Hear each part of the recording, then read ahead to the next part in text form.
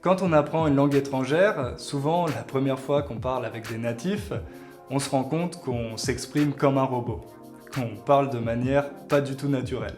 Bonjour, je m'appelle Michael, j'ai 31 ans, je n'ai pas d'enfant. Vous sentez bien que les Français ne parlent pas comme ça, mais vous ne savez pas comment faire pour vous exprimer de manière plus naturelle. Justement, c'est ce qu'on va voir dans cette vidéo.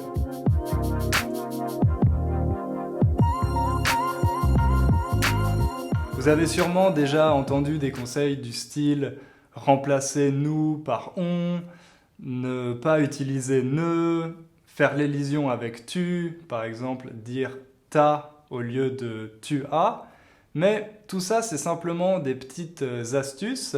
C'est pas ce qui va vous permettre de vous exprimer de manière plus naturelle. En fait, vous avez besoin d'une stratégie de long terme et pas simplement de petits conseils à gauche à droite. Pour parler de manière plus naturelle, ce qu'il faut faire, à mon avis, c'est changer la façon dont vous apprenez la langue. Parce que c'est vrai que quand on y pense, parler une langue, c'est quelque chose de très complexe. Déjà, il faut mémoriser du vocabulaire, donc des sons qu'on associe à certaines choses ou à certaines idées. Ensuite, il faut apprendre la grammaire, comment combiner les différents mots entre eux pour former des phrases. Et puis enfin, il y a la prononciation, la façon de parler, d'exprimer quelque chose de manière assez rapide, parce que vous voulez transmettre une idée, mais qui reste intelligible pour votre interlocuteur, pour la personne avec qui vous parlez. Alors évidemment, si vous devez vous rappeler de tous ces éléments quand vous parlez avec quelqu'un, c'est vraiment difficile d'être naturel. Par exemple, si un Français vous pose une question très simple, du style « Qu'est-ce que tu as fait hier ?», vous allez répondre « Je suis allé au cinéma ». Dans cette phrase, il y a plein de choses assez complexes. Déjà, il faut savoir quel temps vous allez utiliser, le passé composé, l'imparfait. Ensuite, si vous choisissez le passé composé, quel auxiliaire, être ou avoir, quel est le participe passé du verbe aller, et puis après, la préposition, est-ce que c'est aller à, aller de, aller en, et ensuite le bon article avec cinéma, est-ce que c'est la cinéma, le cinéma, un cinéma, une cinéma, et enfin, même si vous ne faites pas d'erreur, il ne faut pas oublier que A plus le, en français, ça devient O. Donc vous voyez, il y a un nombre énorme d'éléments à se rappeler si on veut être capable de faire une petite phrase aussi simple que ça. D'ailleurs, récemment, j'ai lu un livre très intéressant sur ce sujet d'un auteur canadien qui s'appelle Steven Pinker. Le titre, c'est The Language Instinct. Et justement, ça traduit bien une idée qui est assez intéressante, qui dit que parler une langue, c'est quelque chose qui est presque instinctif. Et justement, c'est ça qu'il faut utiliser si vous voulez être capable de parler de manière plus naturelle. Au lieu de mémoriser des règles de grammaire, etc., il faut essayer de développer votre instinct pour la langue. Ça, c'est quelque chose que les enfants font très bien.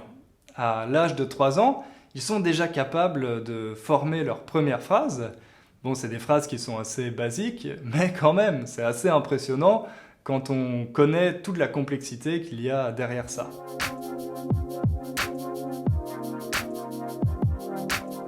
Alors pourquoi des enfants de 3 ans sont capables de le faire, mais nous, en tant qu'adultes, ça nous semble impossible, ça nous semble insurmontable. Je ne vais pas entrer dans les détails ici, mais j'ai fait un épisode du podcast sur ce sujet, l'épisode numéro 44. Si ça vous intéresse, je vous recommande de l'écouter. Mais pour résumer, on peut dire qu'il y a 3 éléments qui font que les enfants apprennent les langues plus facilement. Et la bonne nouvelle, c'est que nous, on peut reproduire ces 3 éléments. Le premier élément, c'est l'immersion.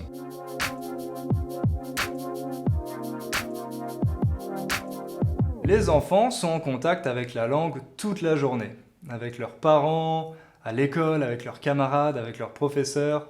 Donc, ils absorbent des tonnes et des tonnes de mots, de phrases, d'expressions, un peu comme des éponges. Et grâce à ça, ils sont capables de mémoriser plus d'une dizaine de nouveaux mots chaque jour. Pour nous, évidemment, c'est un peu plus difficile parce que on a déjà notre langue maternelle qu'on utilise et peut-être que vous n'habitez pas dans un environnement francophone, Mais ce qu'il faut retenir, c'est qu'il faut essayer de passer un maximum de temps avec la langue. Ça, c'est quelque chose que je vous répète toujours. C'est important de l'utiliser chaque jour, mais aussi de passer le plus de temps possible. 10 minutes par jour, c'est le strict minimum, à mon avis. Et si vraiment vous voulez progresser, il faut essayer d'écouter ou de regarder quelque chose en français au moins 1 heure par jour. Le deuxième élément important, c'est le registre.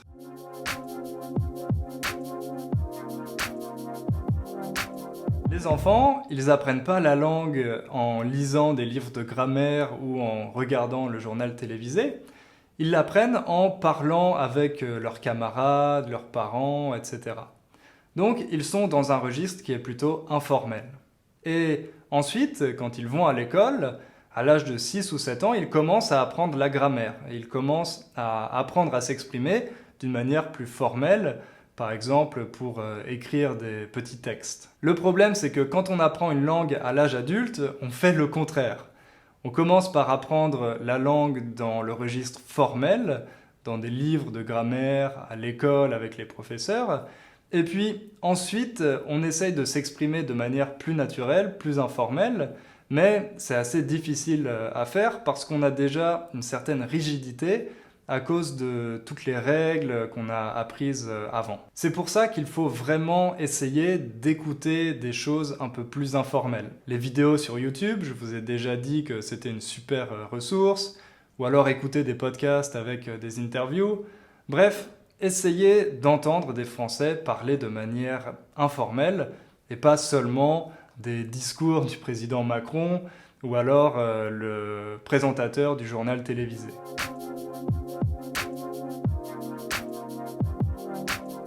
Et le troisième élément, c'est la motivation. Les enfants, ils ont une motivation énorme à utiliser la langue parce qu'ils en ont besoin pour interagir avec leur environnement, avec les gens qui sont autour d'eux. Nous, quand on apprend une langue étrangère, c'est un peu différent. On a déjà notre langue maternelle, donc on est déjà capable de survivre avec ça, et cette langue étrangère, c'est un peu une option. Sauf si, bien sûr, vous êtes dans un environnement où tout le monde parle cette langue. Mais en général, ce n'est pas le cas pour la majorité des gens qui apprennent une langue étrangère. C'est pour ça qu'il faut mettre en place des contraintes, des choses qui vont nous obliger à utiliser la langue régulièrement. La meilleure contrainte, vous le savez, c'est d'avoir une personne avec qui vous pouvez parler cette langue. Ça peut être un professeur, ça peut être un tuteur, ça peut être un ami, ça n'a pas d'importance, mais vraiment quelqu'un avec qui vous allez parler français minimum 1 fois par semaine. Et si possible, plusieurs fois. Maintenant, en plus de ces 3 éléments, il faut savoir que nous, en tant qu'adultes, on a certains avantages par rapport aux enfants.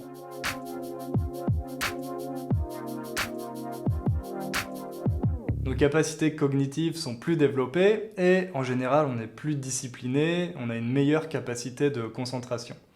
Donc c'est une bonne idée d'utiliser ces avantages pour rendre votre apprentissage plus efficace. Par exemple, j'ai découvert que les polyglottes, en général, ce sont des personnes qui ont développé un système et qui sont très méthodiques.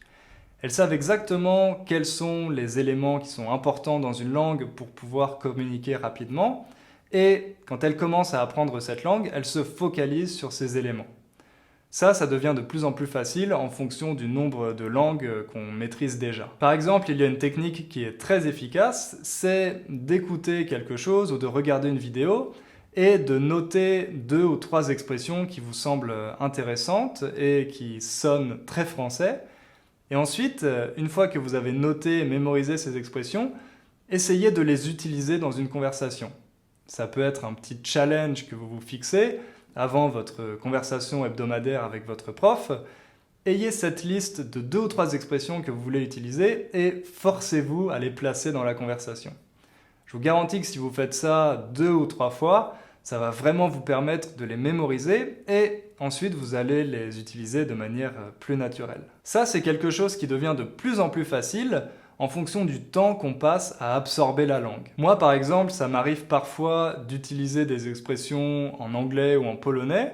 Je ne me rappelle pas exactement où je les ai apprises, mais dans la conversation, elles me viennent naturellement. Ça, c'est un sentiment vraiment génial parce que ça veut dire que vous avez développé cet instinct pour la langue. Une fois que vous avez développé cet instinct, Vous n'êtes plus obligé de tout le temps penser aux différentes règles de grammaire, mais vous vous exprimez en utilisant des expressions que vous avez entendues des dizaines et des dizaines de fois, de manière presque inconsciente. La dernière chose que je voudrais vous dire avant de finir cette vidéo, c'est que c'est pas grave si votre prononciation, si votre accent ne sont pas parfaits.